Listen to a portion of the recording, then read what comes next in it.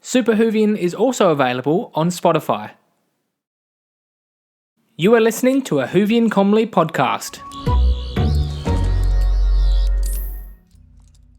Coming up on this episode of Super Whovian, William Bradshaw is a die-hard classic Doctor Who fan with a passion for the 60s era of the Whoniverse.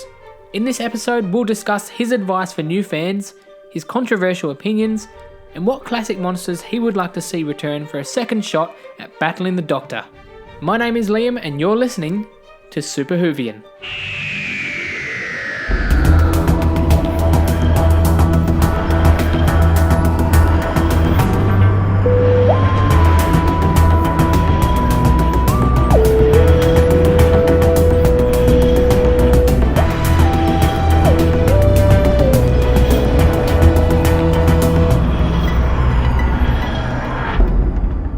Thank you so much for coming on the show. Welcome to Super Whovian. It is such a pleasure to have you. That's okay. Thank you very much for having me. I'm pleased to be here. Absolute pleasure. So let's kick off the whole conversation with a little bit about you and your introduction to Doctor Who. So how did you get into the show in the first place? I got into the show in 2013. My first episode I saw was Day of the Doctor. Which for some, whenever I say that to people, some people go, that's a really good introduction because it's got everything you could ever want from Doctor Who, like all in one episode. But then other people say, that must have been really confusing. And it was. I was just about to ask, were you not confused as to what is like? I didn't know what was going on. No. Yeah. Okay. Right. But it was enough to sort of hook me.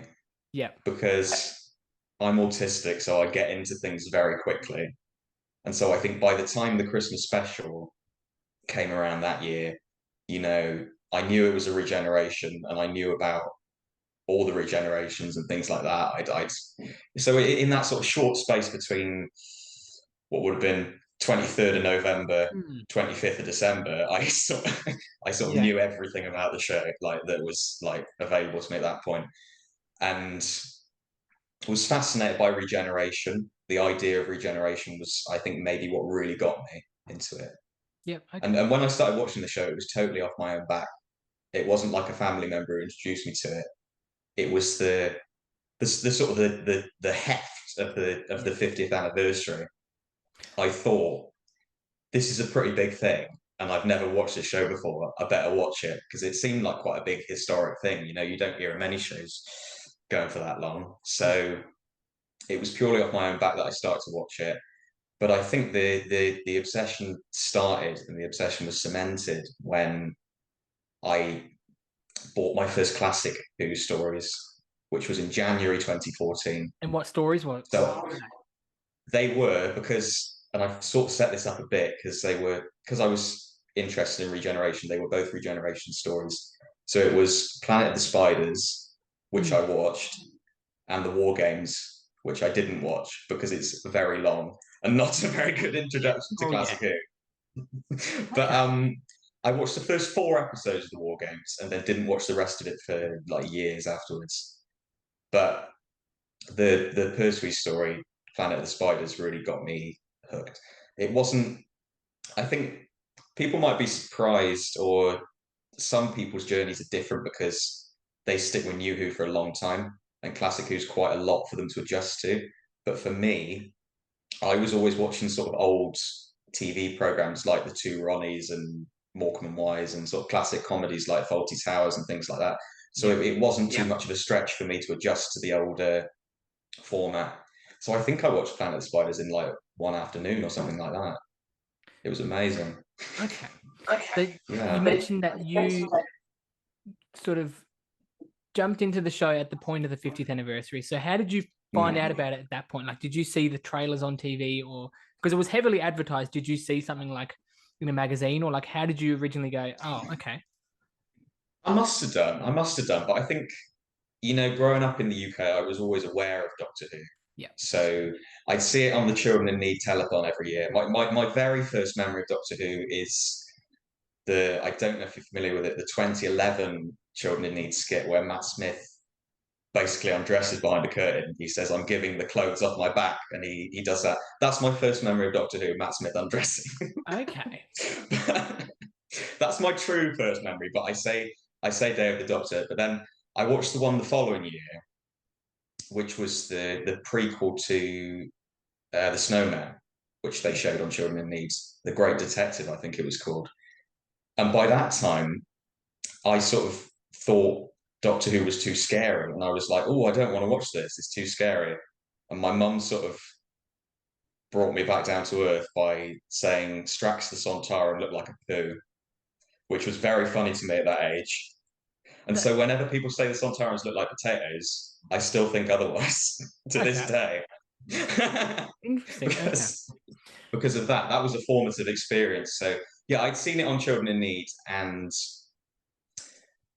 read about it in the Beano, which is a comic that we have a really long running comic. Yeah, yeah, yeah. And so yeah, they used to have little features of like sort of like cartoons of Matt Smith. I knew that Matt Smith was the lead, things like that, for instance. But interestingly, when I watched Day of the Doctor, I preferred Tennant immediately, which is really weird. Okay. But I did, and I don't. I'm not, not to get into the controversial stuff too early, but I'm not a massive fan of either of them. I'll be honest, Tennant and Smith, not hugely. I think you're playing with fire by saying that I comment. don't Not to like me, but people. That's going to infuriate many people. That's good. Yeah, Okay. but instantly I preferred Tennant to Smith, and I think in that interim, because I was quite young when I got into it, I mean, this is a good 10 years ago now, so I was Yeah. 9 or 10 years old. So we, I remember playing Doctor Who in the playground with some of my friends, and I was always Tennant, and someone else was Matt Smith. So I latched onto Tennant more so than Smith from that episode. But I didn't have a lot of time to get attached to Matt Smith because he Yeah. was out the door as soon as I was in, you know. So within that month from the 50th to the Christmas special, did you kind of just dive like I know you mentioned you like because you learned so much from it from the Day of the Doctor. Did you within that month between the two episodes, did you go back and watch any or was it kind of just those two and then you went back? I don't think I did go back at all, no, because they weren't so readily available back then. They weren't Yeah. all on iPlayer like they are now. So I was, yeah, in those early days I was buying DVDs. I had sort of there was a shop near me that when oh, I don't know if you do, but when the series were first coming out, the New Who series, they used to release the DVDs in volumes. So they had Yeah. 3 episodes on one volume and then Yeah. another three, and then there was a shop near me that used to do those really cheap. They just had like stock left over from years and years ago. I think it was a really good time to become a fan because now I sort of I got a lot of my stuff from like charity shops, books and that. I was really big into the Doctor Who books at one point, and you could get them really cheap at that sort of time, around sort of 2015, 16, 17. You could get them really cheap. They're like ridiculously expensive now, a lot of them. Yeah. Like I've just paid 20 quid for a Target novel on eBay. It's I think quite a I rare, th- I say but I'd never I do that. cringe at that price, but I'm pretty sure I probably paid about $25, I think, for a Target novel a few years ago. So I can't Oh complain. well, yeah, it's different. It's different over there in Australia, isn't it? Yeah, I think if anything, it's probably a bit more Different. expensive. I don't know, but Yeah.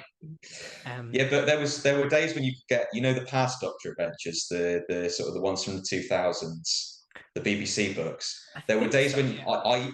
I used to go to a convention and get them for 3 quid each, and That's you'd be very hard pushed to get that now. yeah. Oh yeah, But definitely.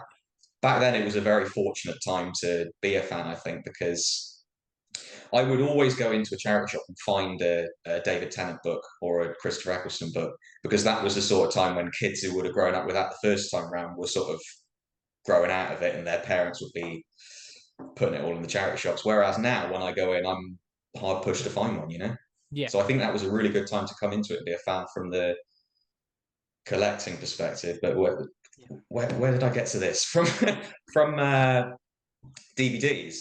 Yeah, because back then I was sort of watching Classic Who, watching New Who wherever I could, whenever I had sort of a tenner from my grandparents or something like that to go out and get a DVD.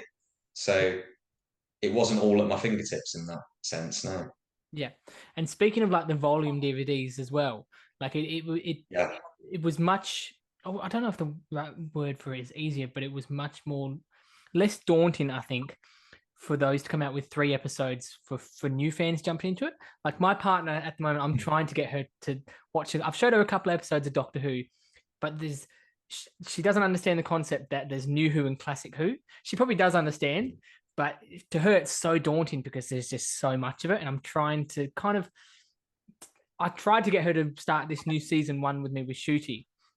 But it's so daunting to her because there's like what probably there was 900 episodes, 800 episodes I think in 2013, but there's probably around about close to 1,000 now.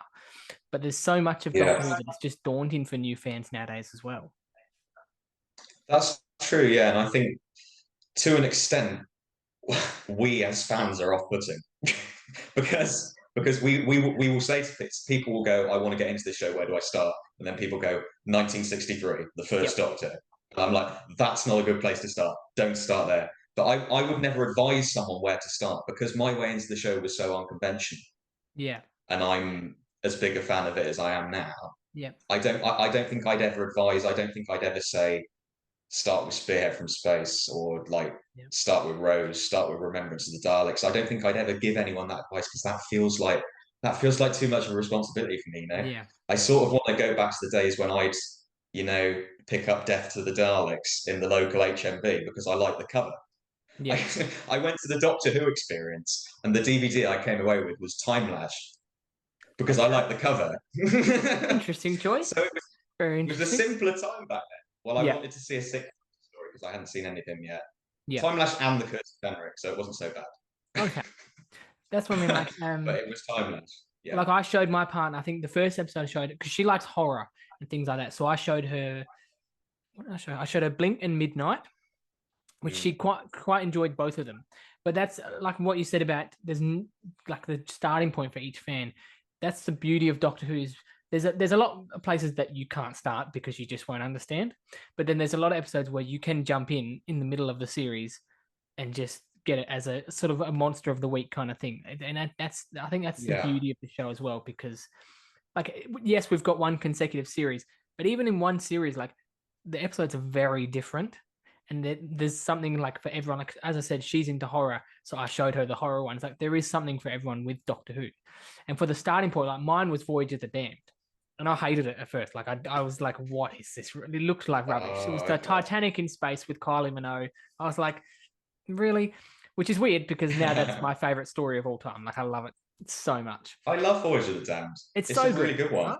To be fair, the scene People, that I yeah. saw was the angels were like throwing their halos and they were hitting them away with trash. And this was my dad had switched over to the channel and that was the scene that came up and I was like, nah, like what is this? Um, but that's the beauty of it. I It's think is there's like yes, there is technically a starting point for Doctor Who, but there's no real. mm. I don't think anyway. There's no real specified jumping on point that fans can sort of just that new fans can sort of just jump in.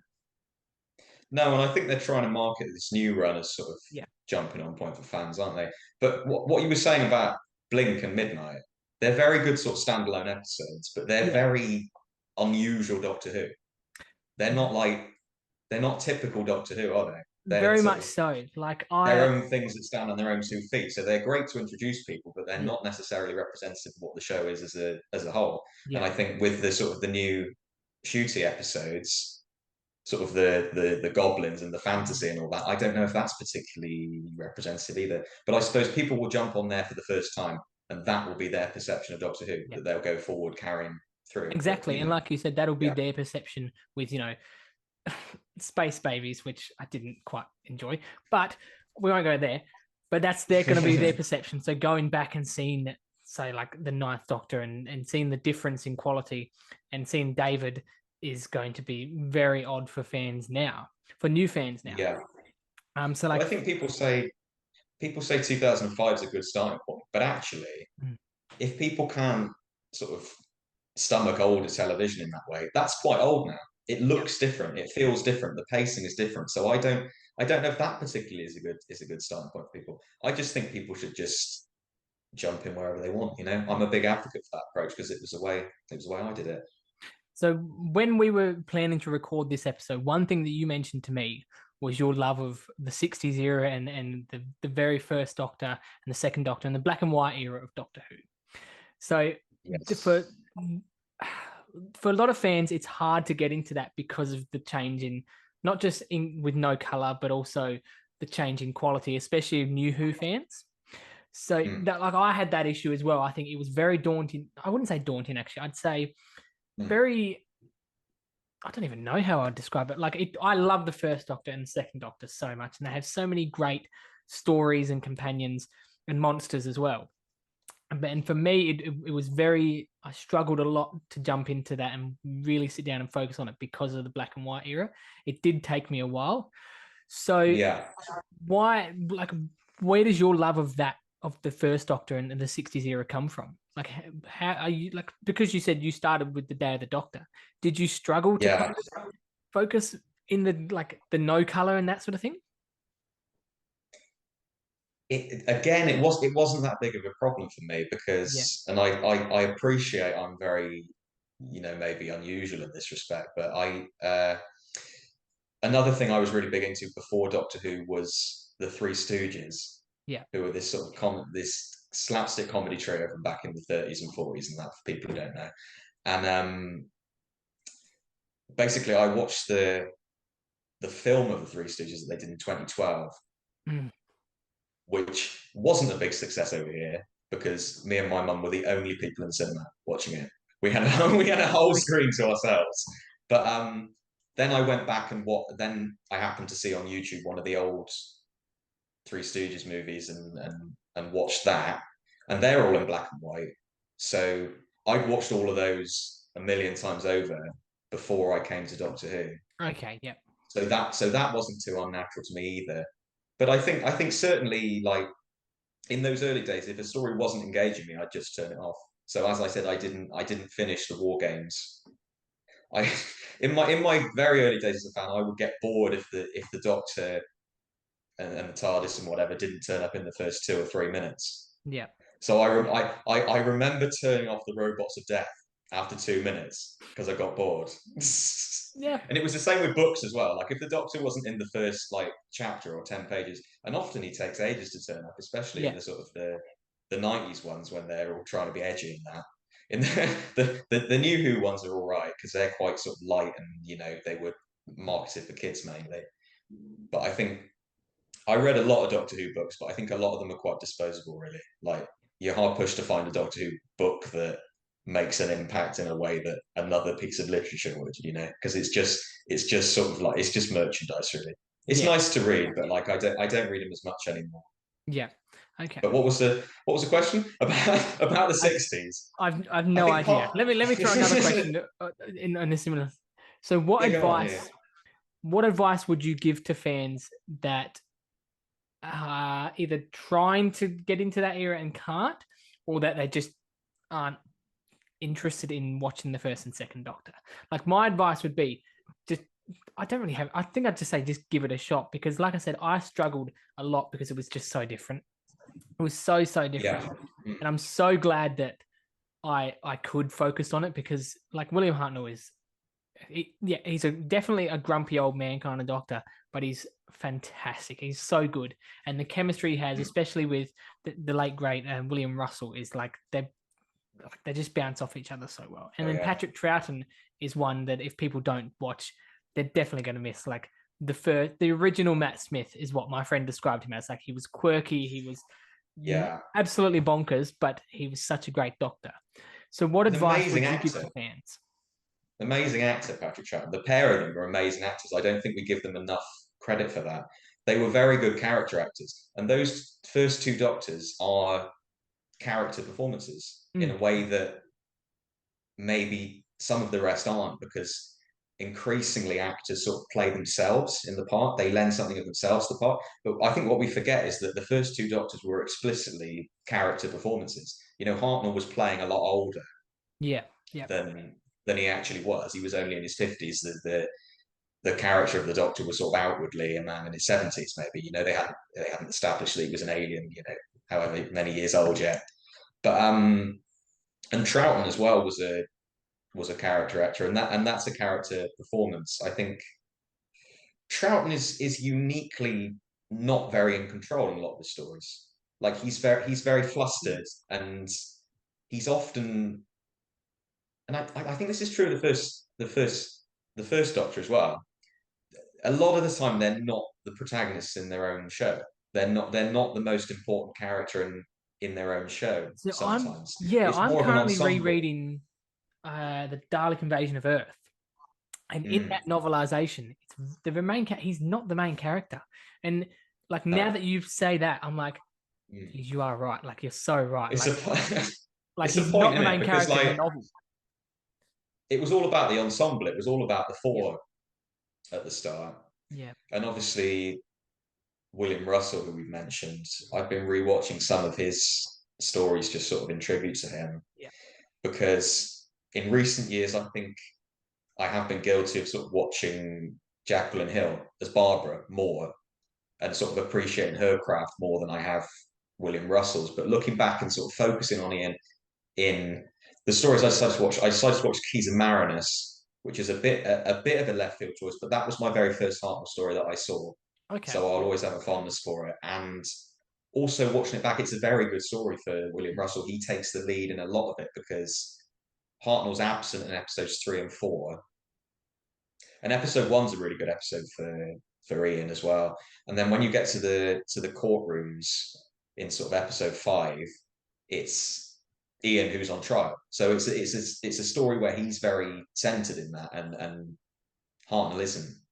And then I've gone on from that to watch the Aztecs, which is just amazing. I Oh think yeah, the I think I would say to people who are trying to give the 60s a try, watch the Aztecs, yeah. because I think that's everything I love about the historicals, because I have a love for historical stories like the Crusade and the Massacre are some of my favorite stories ever. But I appreciate they're very inaccessible because Crusade's partly missing, Massacre's completely missing. I can't expect people to go and watch the Massacre on my recommendation. But the Aztecs has got everything. It's got that sort of Shakespearean quality, but it's so gripping. I think it is. I think it's slower paced than the Keys and Marinus. If you want something more sort of frivolous and fun, go for Keys and Marinus.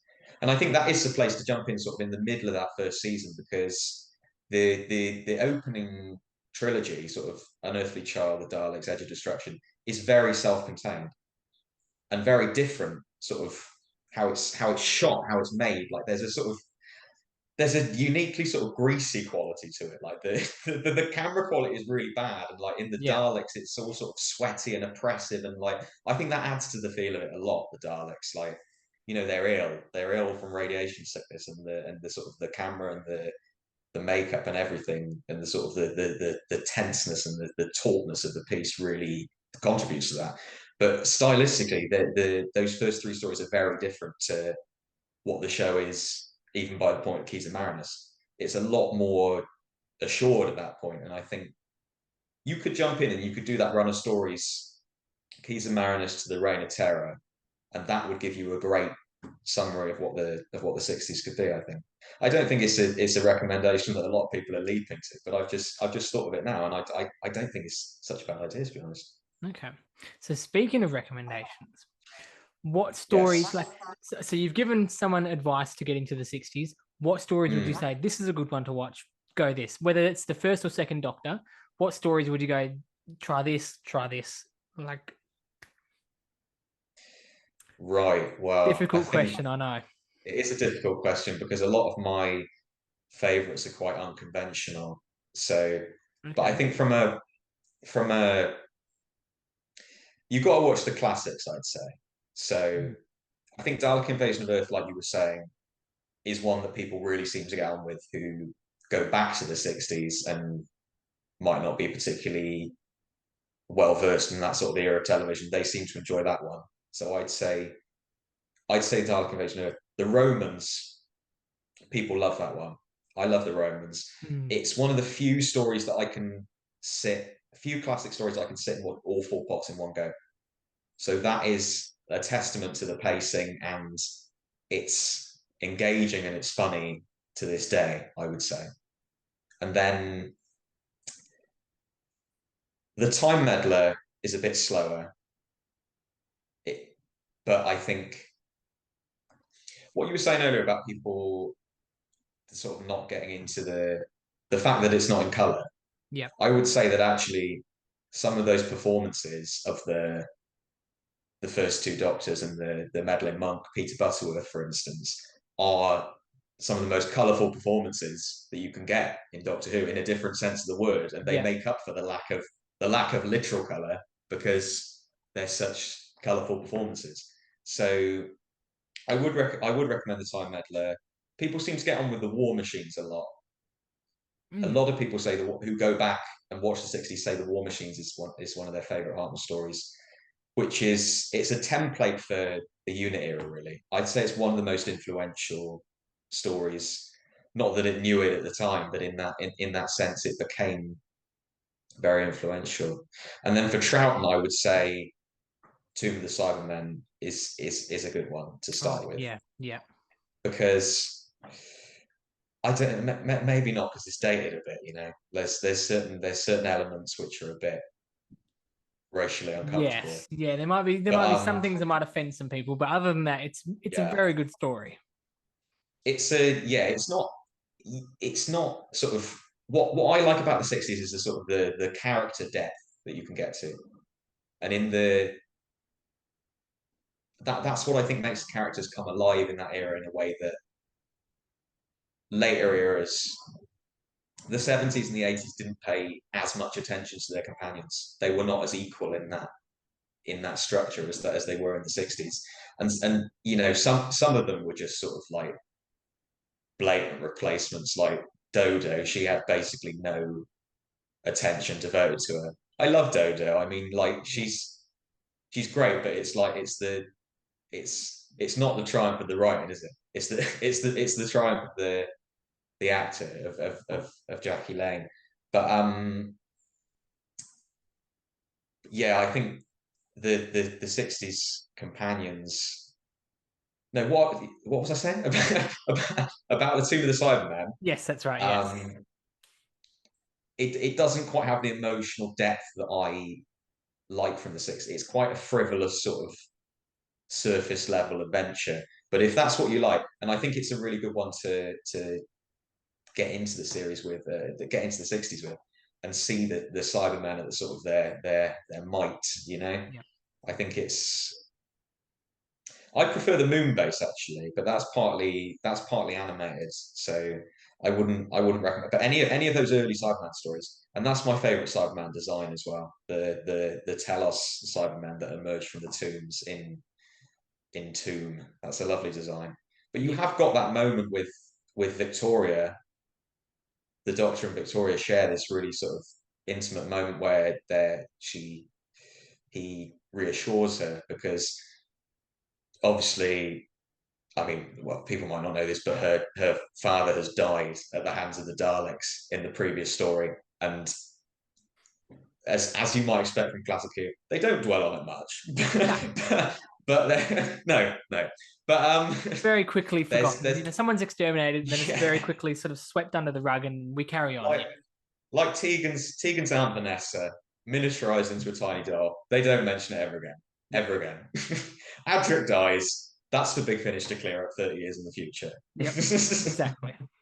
Yeah, Big Finish got some really lovely stories where they fill in the gaps of sort of emotion that the Yeah. classic series might not have been able to get to because it was just sort of relentlessly chugging on. It had to do a new adventure every week. But there's a lovely moment where it all sort of pauses in the Tomb of the Cybermen, and I think it's maybe part 3 of Tomb of the Cybermen. But people will know this scene where the Doctor sort of talks about his family for the first time, and he says, sort of, I can when I close my eyes, I can see them and things like that. And then he says, our lives are different to anyone else's. That's the exciting thing. There's no one in the universe who can do what we're doing. And I think that sort of sums up the 60s ethos in a way. There's a lot of lines and moments like that. The end of the Reign of Terror, when Hartnell says our destiny is in the stars, so let's go and search for it. It's a sort of it's a wanderlust that it exists in the 60s. And I think it's a really lovely era, and I think a lot of young people are connecting with it. Certainly since the Twitch live streams that they did a good few years ago, there's a lot of young people are sort of driving the Classic Who sort of online discussion. I would say, like they've really taken to it. I could name distinct communities on Twitter, for instance, who were 60s, 70s, 80s. People have really taken these eras to their heart, and certainly the editing community, like sort of TikTok edits and things like that, have really breathed new life into it. And I think they're driving the discussion on it now. I think it's as alive as it's ever been, the 60s. Very much so, Very yeah. much so, yeah. And like you mentioned the editing and especially on TikTok, I was very surprised as well. So we are recording this probably almost a week after William Russell has passed, and I was surprised of how many Doctor Who edits came up on my TikTok of Ian, and I was like, okay, Yeah. And I went and checked out, like I was like, I went and had a look at these accounts because I like following other Doctor Who content creators anyway. And a lot of them, this was their first Classic Who post, or one of very little Classic Who posts. So it was very good. Yeah. It was great to see so much love from, and these were younger creators as well.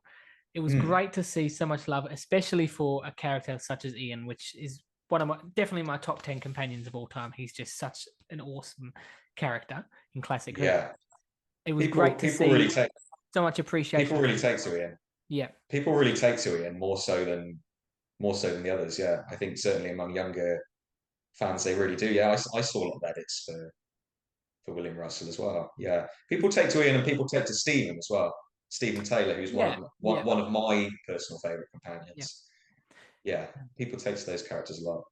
So then for you, being such a huge fan of classic Doctor Who, are there any companions and monsters that haven't shown? So obviously so far New Who we've had Tegan and Ace, and of course William Russell in the Power of the Doctor. Are there any companions or monsters that haven't shown up yet from classic Doctor Who that you would love to see come back for another go, another shot at an invasion, or another shot at the Doctor? Well, companions-wise, I was absolutely over the moon when they did that Tales of the TARDIS with Vicky and Stephen, with Maureen O'Brien and Peter Purvis coming back. Because Maureen O'Brien was so not opposed to the show for so long, but she wasn't associated with it throughout the 80s and the 90s, and it's only recently she's come back to it. And so I just thought, like, if you could go back, and because they were historically some of the least loved companions, Vicky and Stephen. It's only recently that they've had a renaissance. But if you could go back and tell a fan in the 90s or the 2000s that Vicky and Stephen would be coming back on screen, they wouldn't believe you.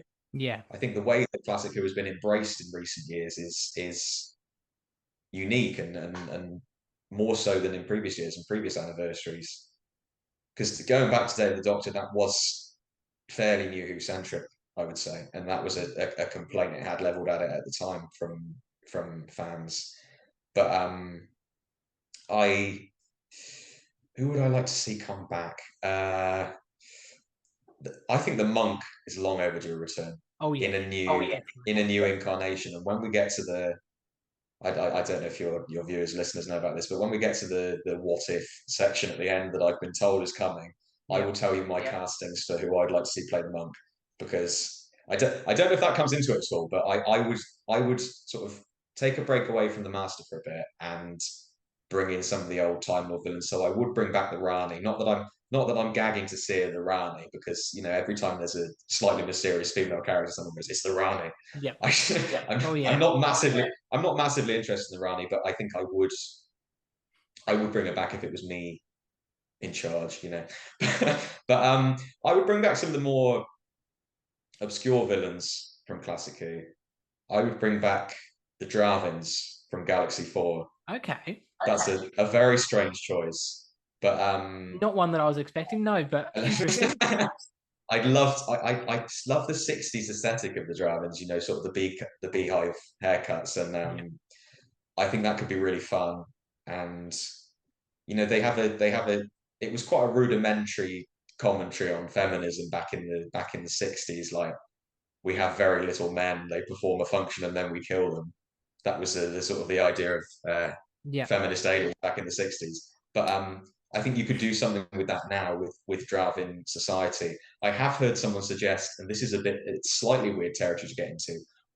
They could do the Dravins as a metaphor for TERFs, like transphobes, which is really weird. But actually, Okay. it could work. The more you think about it, that is something Russell would do.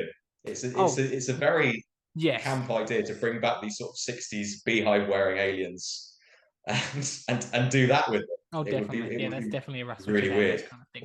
That's a very strange thing for me to bring Yeah. up.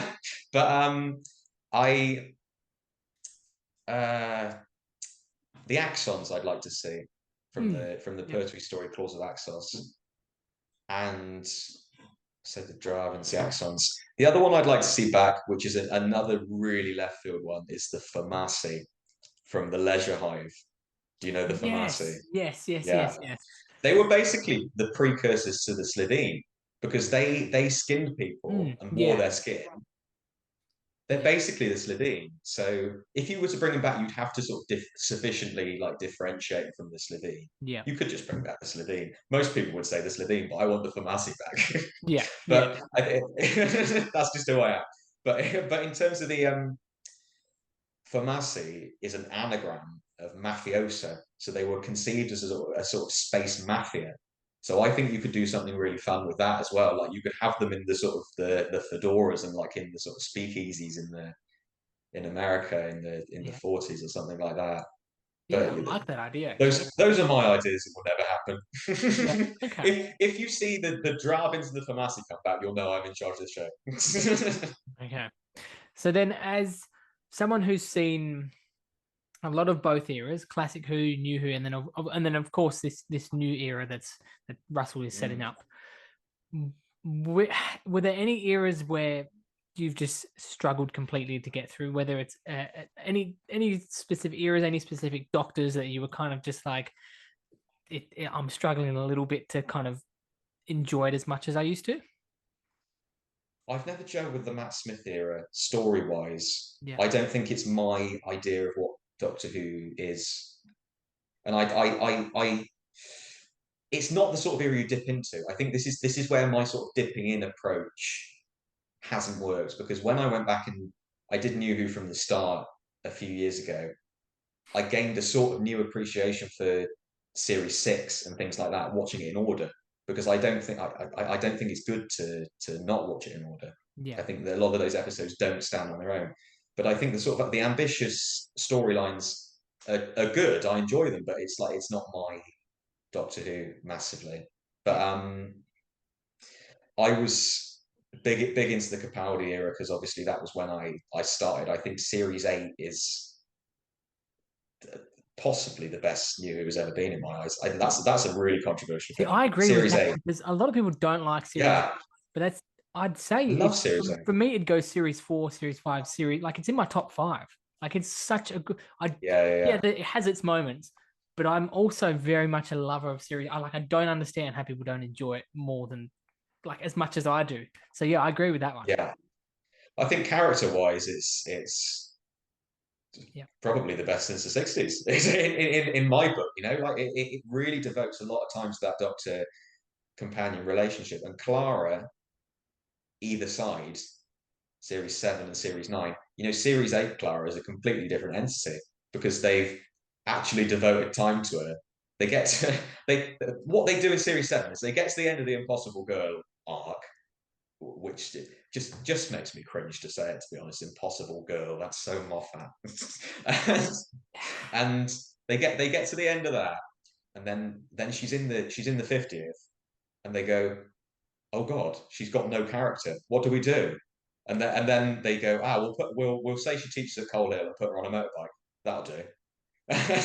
And then in Series 8, they're left sort of picking up pieces of who and what this woman is, you know? yeah, And they do it.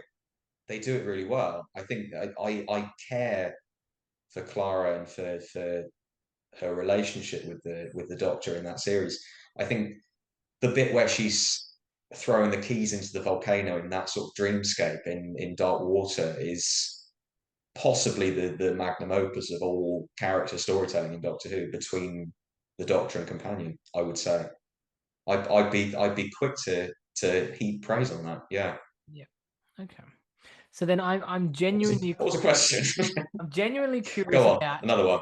Yeah. your how you did with the 13th Doctor. So was Yes. that an era that so for me Uh, I love Jodie. I had seen her in yeah, yeah, Broadchurch, a yeah. few other bits and pieces. So when she got a cast as a long time Doctor Who fan, I was like, I'm not sure I'm okay with a female Doctor. Like I don't I'm Hmm. not happy with this decision. It grew on me eventually, but for me, was very much getting excited for every new series, every new episode, and then possibly a little bit disappointed by the majority of it, unfortunately. So I Yeah. struggled a lot, and I struggled a lot to kind of maintain my excitement for each episode and maintain my excitement when a new series was coming. So for you, how was did you struggle with that sense as well and to connect with her as the Doctor? Well, it's a tricky one because I really love the Jodie era. I love the not just her. I think a lot of the time it's a caveat people say she was great, but the writing. But I personally think that I enjoyed that era while it was on. I didn't ever feel shortchanged by it.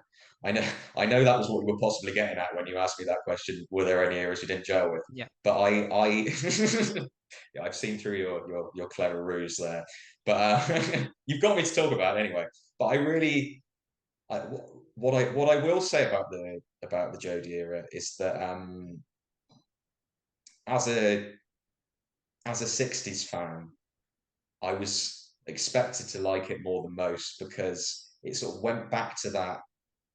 A lot of 60s fans really enjoyed it and thought it was the best era of New Who because it sort of came closest to what the show originally was, with the three, and there was the sort of the wanderlust that I was talking about came back into it, just to sort of the sense of the adventuring and stuff like that. So series 11 was totally did away with everything, didn't it? And alienated a lot of people. But actually, looking back, a lot of people look at that and go, I didn't give that the appreciation it deserved at the time because the freshness, which then Chibnall sort of completely sacrificed to just do sort of continuity porn throughout series 12. I think series 12 is the worst. I think people who of Jodie's series, I think people who don't gel with the era based on what it was in Series 11 will say, I like Series 12 is the best. A lot of people say Series 12 is the best, and that's people who get on more with other eras of the show because it's closer to other eras of the show. But I don't like it at all, Series 12. I think it is too much like Series 11 and too much like all the other stuff to ever meet in the middle.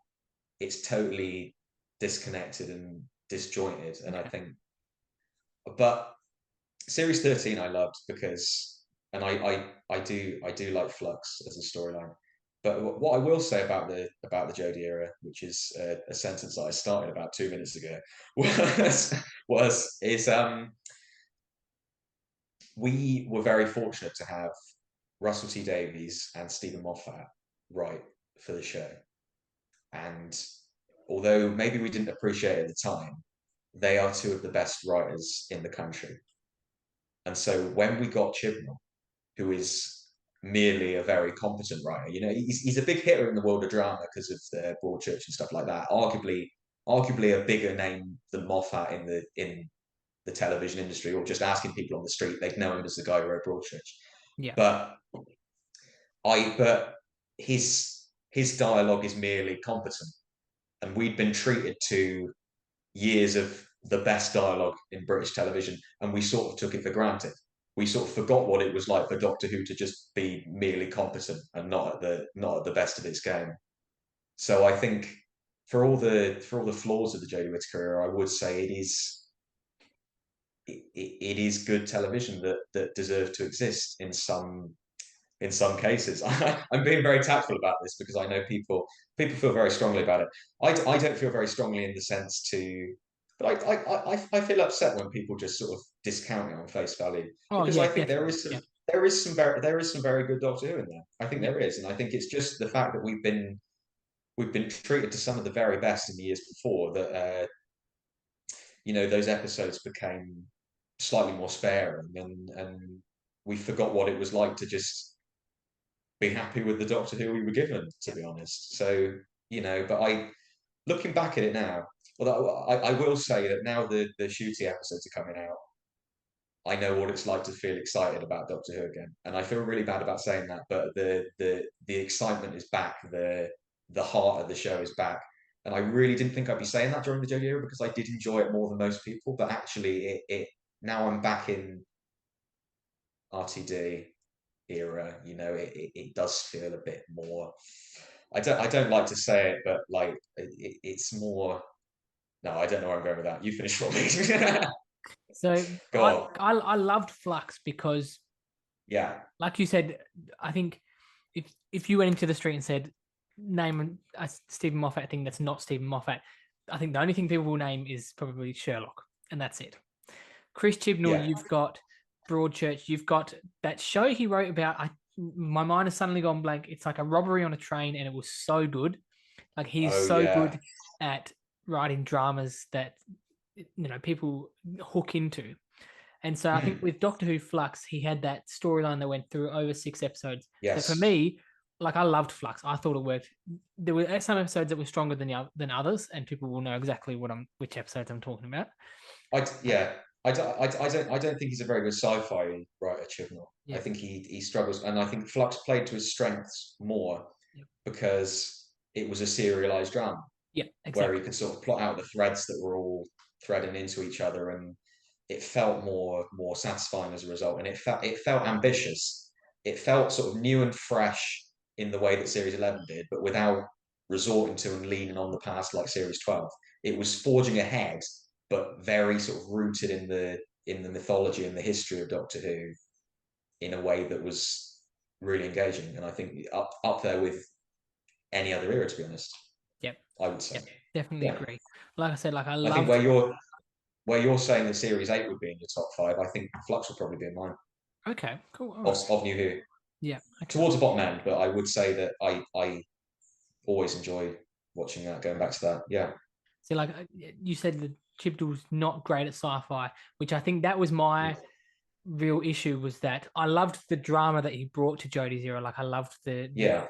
like a lot of people didn't like this, but I loved this sort of side storyline in resolution of Ryan and his dad. I just thought it was Mm. a really good Yeah. sort of side plot for us. So I loved the drama that he brought in that era. But one thing I have to Yeah. commend him on that I think he just did brilliantly was bringing back some awesome classic monsters and giving them Mm. like people don't like the look of the Sontarans he brought back. I think that they're awesome. The Sontarans for me, in my mind, they're soldiers. They're dirty. They're disgusting, and I think Yeah. he nailed them. And as much as I didn't really like Legend of the Sea Devils, like it wasn't a great story. The Sea Devils were like they looked incredible. Like he did such a Mm. good job with bringing back classic Doctor Who monsters in such a big way. And same with the Cybermen as well. Like people, I have had arguments with people about the look of the Cybermen he gave us. I thought they looked wicked. Like the mix of new and Yeah. classic, I thought worked so well. And like I his dark like stories, I yeah. think he nailed as well. I like the Lone Cyberman. That's a Yeah, good yeah. design. I'm not so sure about the new ones, just as Oh, you don't the like them? normal Okay. sort of shiny ones. No, I feel like it's trying to do too much. I feel like it's the sort of the Nightmare in Silver headpiece with the sort of the invasion handlebars and the teardrop. I feel like it's a bit too much for Yeah. me. But I mean that doesn't affect my enjoyment of the storylines at all. Yeah. And I Yeah. think what Chibnall did really well was centered the monsters because in the Stephen Moffat era, it would be a cameo from a Dalek, a cameo from a Cyberman, the Cybermen in closing time. That wasn't a Cyberman focused story. That was just a story that he happened to plonk the Cybermen into. So I think that was a different approach. It centered the monsters, and I prefer that. I think if you're going to have a monster come back, it's got to be that monster story. Like I didn't like the way Moffat handled returning monsters. I don't think he had a good Dalek story, No, Moffat, see, in like his era. I slightly enjoyed Asylum of the Daleks, and that's like Yeah. slightly.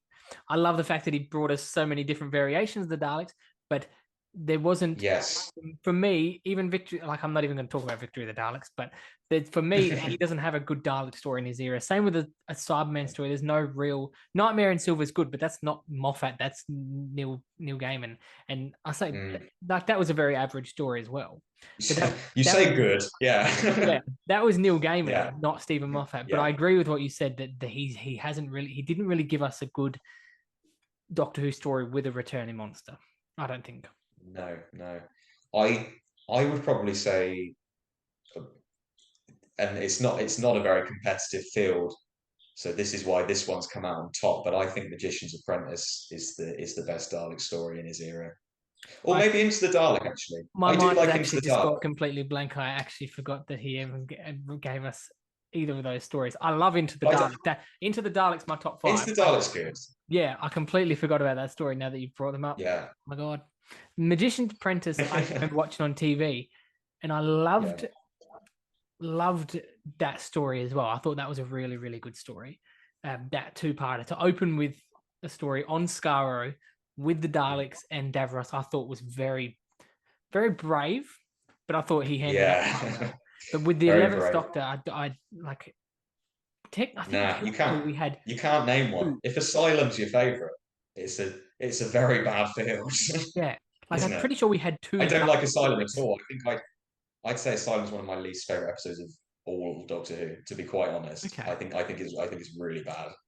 so then The Dalek Parliament, I in don't the get it. 13th Doctor's era, Yeah, what about one of the most controversial things, the Timeless Child? What's your stance or on that? I don't really care. Yeah, I think the people who feel about it really strongly one way and the people who feel about it really strongly the other way, I'm just sort of in the middle. Like yeah, I yeah, think it opens up new storytelling opportunities that weren't necessarily taken, that yeah, I was begging to be taken in Flux, but just weren't. And I there was a time when we thought Chibnall would be sticking around for the 60th, wasn't there? And I yeah, thought it would be great to do a sort of timeless Doctors storyline for the 60th where you'd cast really big celebs as sort of never before seen Doctors. So you might bring back like Rowan Atkinson or Richard E. Grant or something like that, and you'd have a story that really really delves into that. Little Philip Hinchcliffe cameo from Brain and Morbius, something like that. I was waiting for something like that. I think the way yeah, it opens up but I think what I love is how Russell in the new era is asserting that that's here to stay. Like he's not going to bow to the pressure of certain fans because he loved the Chibnall era. He's on record as saying yeah, he enjoyed it because obviously Chibnall's his mate and like he'll he's reasonable unlike the rest of us. and so yeah, very much. and so he with the Doctor's adoption storyline. I bet he thought I don't know how far in advance he was doing the Ruby storyline. But when he thought I want to do a foundling companion, and then he saw Chibnall had done that with making the Doctor foundling, he probably thought, "Oh shit, Yeah, that was my idea." But then actually, it's worked out quite well because I love that moment in Church on Ruby Road, which is actually quite a strong character episode, and probably the most I've gelled with Shooty in an episode in Church on Ruby Road. Up to maybe Rogue, which is the most recent one at time of recording. I think he's been a bit inconsistently written. I think Moffat writing him in Boom for me set him back on the progress that he made in those 3 episodes. I think for a lot of people, Moffat's Doctor writing is the definitive Doctor writing. That is not the case for me at all. I think some of the stuff he puts in the Doctor's mouth is ridiculous prattle that I don't like his characterization. mm, His conception of the Doctor. I'm realizing now I prefer RTD's Doctor, more sort of emotionally vulnerable Doctor, over Moffat's, which is basically just the same words in any doctor's mouth. I yeah, read something that said it was about the lodger, weirdly, but it was I was researching for a post that I might be doing, which is about Vincent the Doctor. It's not about the lodger, but I was reading about the lodger, and it said that Moffat views the Doctor as the same between every incarnation. And I think that really comes through in how he writes the Doctor, because I think people watch Boom and said, I can see Eccleston in that performance. I can see Capaldi in that performance. That's purely because Moffat is giving Ncuti exactly the same lines he would give Eccleston and Capaldi. That's not anything to do with his performance. That's just so I think the Moffat Doctor is homogenous across all incarnations, and I don't like that massively. But anyway, I've gone off on a massive tangent. No, that's all What right. was the question? Was it about Jodie? Because I've gone miles off. Oh yeah, I think no. that was about the timeless child, but that's okay. Yeah, it was about the timeless child. I Yes, that's created a right. little through line with the adoption Yeah. storyline, didn't I? So I'm not too far off track. But I no, I was saying about Church on Ruby Road. I like a more emotionally vulnerable Doctor. I think two Doctors that are really interesting to me are the Fifth Doctor, Peter Davison, and Jodie's Doctor, because I think both of them are sort of bound by the pressures of the universe in a way. They're sort of flustered. They're always trying to do their best and often can't and often emerge from it crushed. You see Jodie in that first series, and she's so full of hope and sort of childlike, and then you look at her in The Power of the Doctor. That is a woman worn down by the horrors of the universe, and I think that's something that the era pulled off really well, sort of subtly, without ever sort of signposting it. But I think with Davison, that aspect of him not being automatically as authoritative as some of his predecessors, being a bit of a pushover in that sense, wasn't capitalized on as much in the storytelling as it could have been. And so I think, and this comes into the what if thing. If I was writing the Doctor, I would do that sort of Doctor. I would do a 5 or a 13 type Doctor who was sort of constricted by the pressures of the universe and found themselves in trouble a bit more. But I think with Ncuti, I like that vulnerability. I think some people are saying it's overplayed, the fact that he sort of like might cry in every episode, Yeah, I or was gonna say that people he I saw says, people complaining that he's cried in every episode and stuff like that. Yeah. yeah. I think after a while it is going to become a bit overkill. But I think if you're the Doctor, you can't be expected to just waltz through life without anything catching up with you. I think ultimately it's got to catch up with you.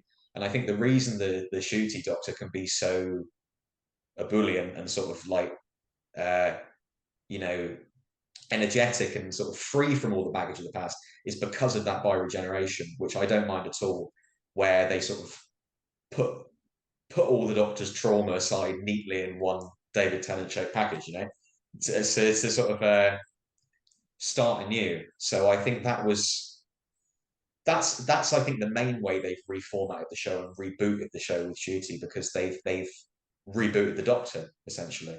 Yeah. And I think I like his portrayal, but I think I didn't.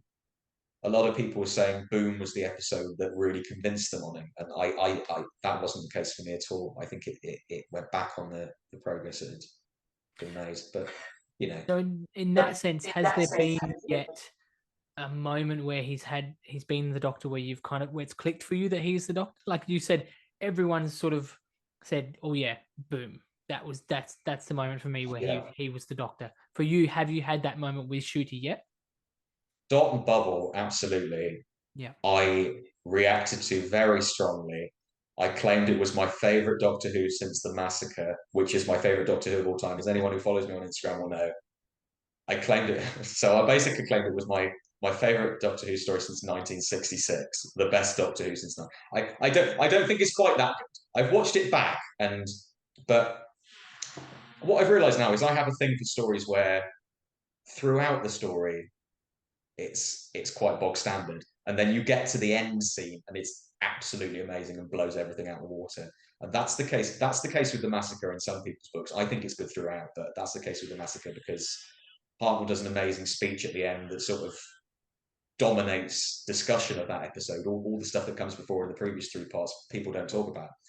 And in Dot Bubble, obviously, that amazing scene at the end, which Russell's representation of various groups has been a bit hit and miss throughout his era since the Star Beast. And so I was watching that scene, and I was obviously transported by it. I was glued to it, but I was also thinking, how long is it going to be before he's going to trip up? He hasn't tripped up yet. He's done this perfectly.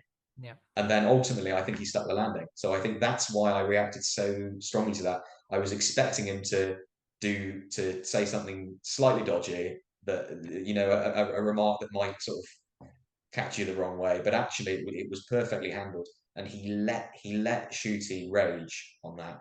I think that's the important thing. I think if Ruby had gone to him, come on, let's get back to the TARDIS, she keeps a distance and allows him to rage, and I think that's so important.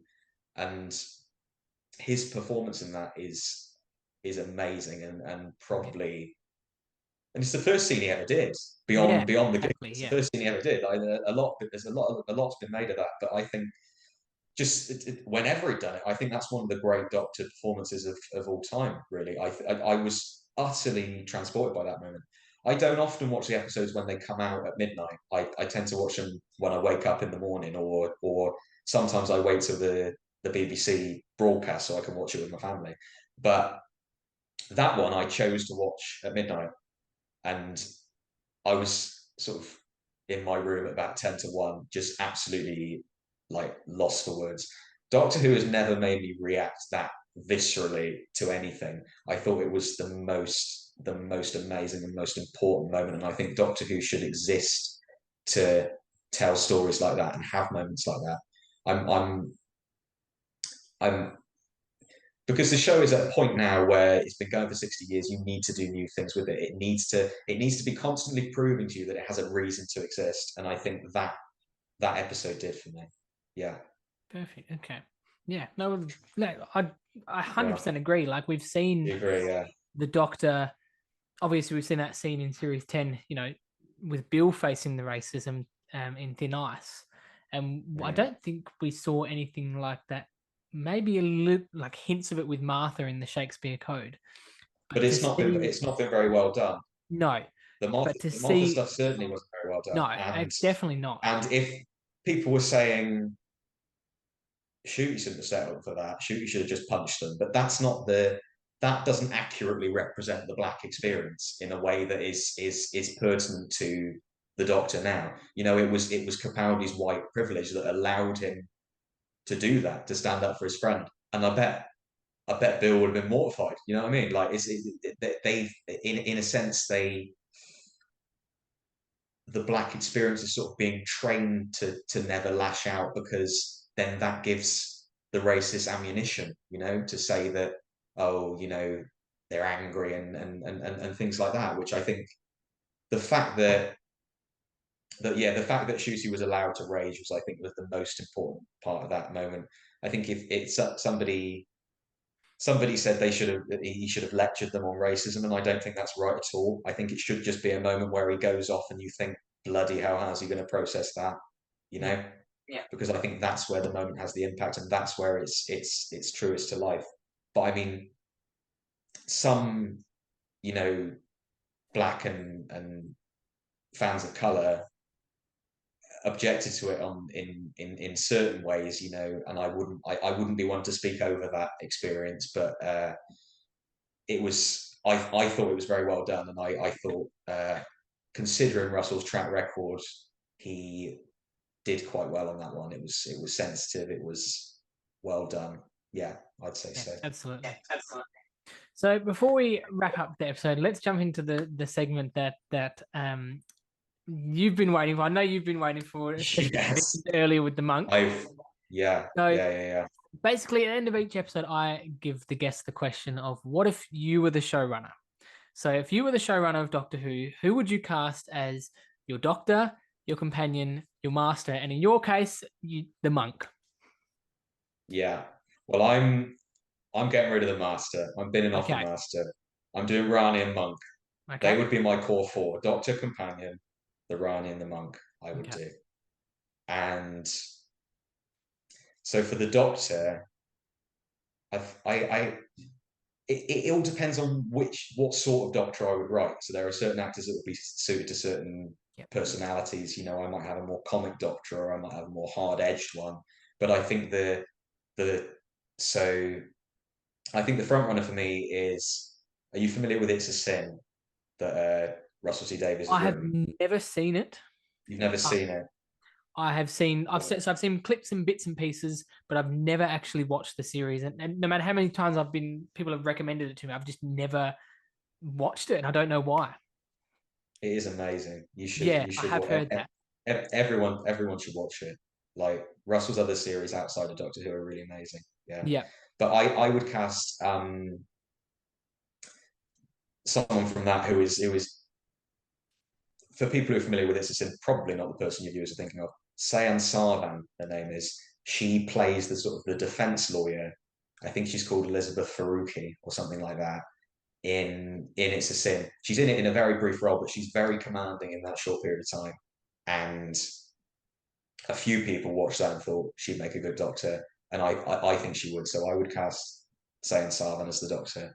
I think I'd be very set on having a female Doctor. I think every actor I have in my head is like there's basically no male actors. Like if I was going in, I'd cast a female Doctor because I think they need to they need to stick the landing on the fact that Jodie has opened it up to so anyone can play it. You know, Yeah. I was initially a bit disappointed when they went back to a man immediately, but I think because I thought it would give people ammunition to say, "Oh well, the female Doctor's failed," you know. Yeah. But I think actually Shuby's been the perfect choice for that role, and we're long overdue a black Doctor in the main role. Should have happened years and years ago. Same with the female Doctor. That should have happened sort of when Capaldi came in, but obviously none of us regret Moffat giving it to Capaldi. Like it was his last chance to have Capaldi play the Doctor. So Yeah. none of us regret that. But I think in terms of maybe that should have come earlier. Right, let me carry on. In terms of the companion, I would cast an amazing actor who was in Conversations with Friends, the series, which is the adaptation of the Sally Rooney novel. So obviously Sally Rooney's written Normal People, and Conversations with Friends was the follow up. An actor called Alison Oliver, who's an Irish actor. She is amazing in that series because people describe Patrick Troughton as a chameleon of an actor. Like he was able to inhabit any role, like throughout his career, and always be totally different. And I think even within the space of that series, within that one role that she plays, Alison Oliver she's a star for the future, I would say. And I think to get her as a companion would be a massive coup. And I think probably slightly too low for her. I think she deserves to shoot higher, but I think that's my only one I've got in mind. Alison Oliver for the companion Okay. because I would write an Irish companion. My first story would be set in the Troubles in Northern Ireland. I know that's quite a sensitive topic to do, but I've thought about it a lot. As many fans have, what we would do with the series. I've got that first episode would be sort of my mission statement for the entire era, as I think every showrunner sort of has been to an extent. So yeah, I Alison Oliver as the companion, and then the Rani. I've had many candidates come and go for the Rani, but I think Hannah Waddingham would be good Oh as the yes, that is a good choice.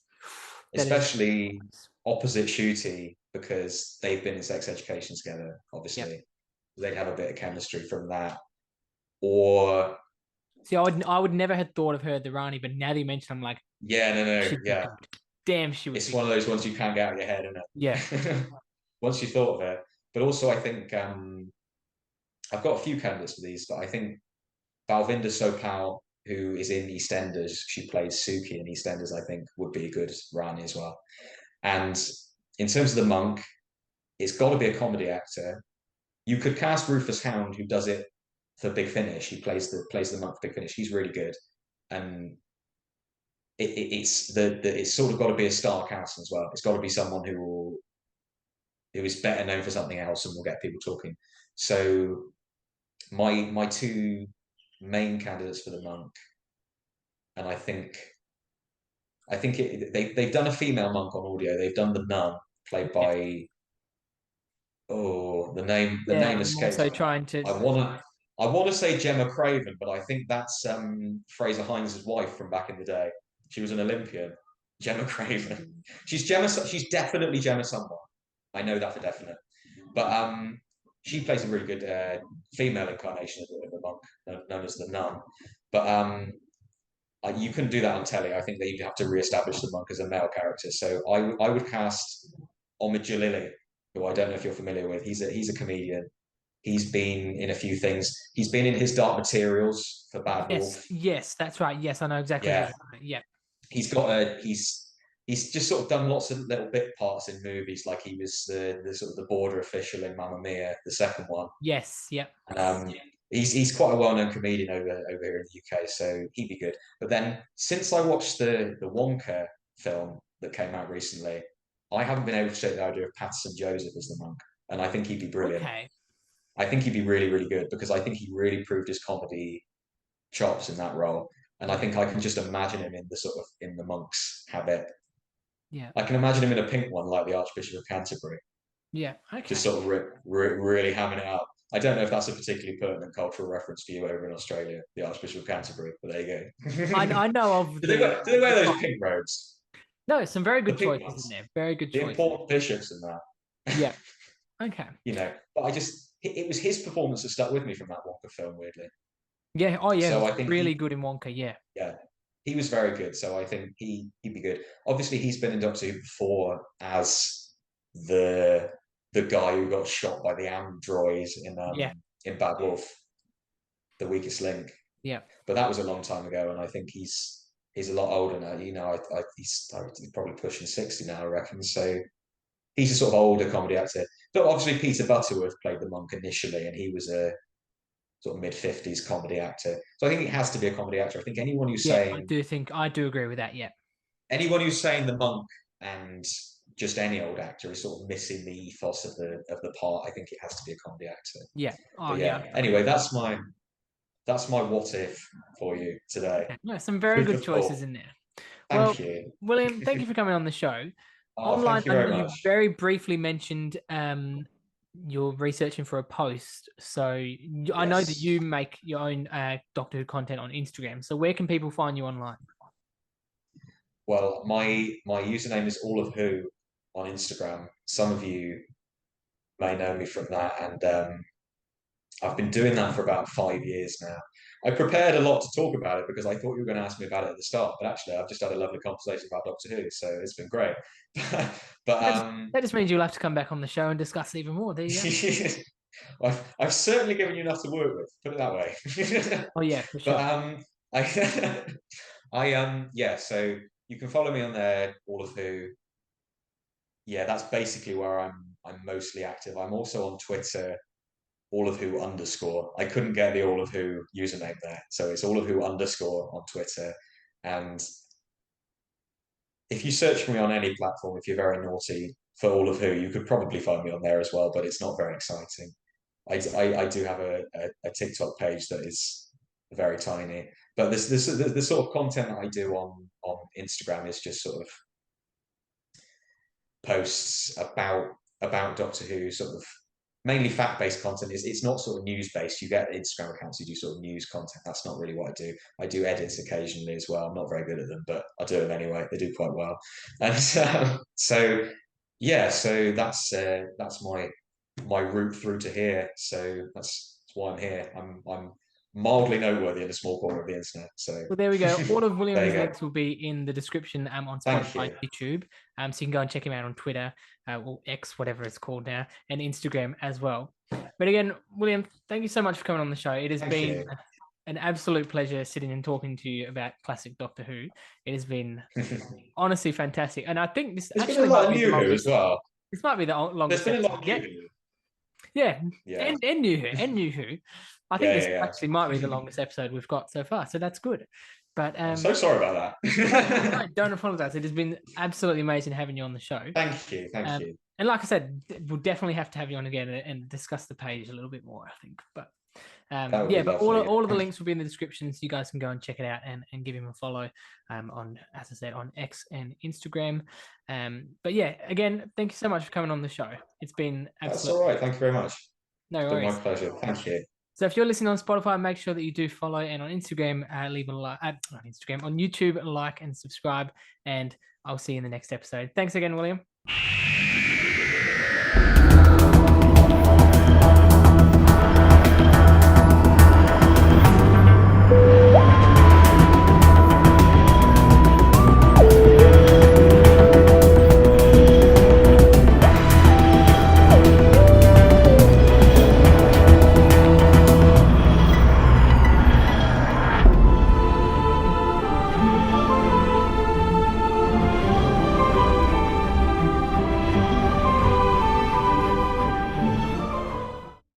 Don't forget to click below to subscribe to the Whovian Commonly YouTube channel.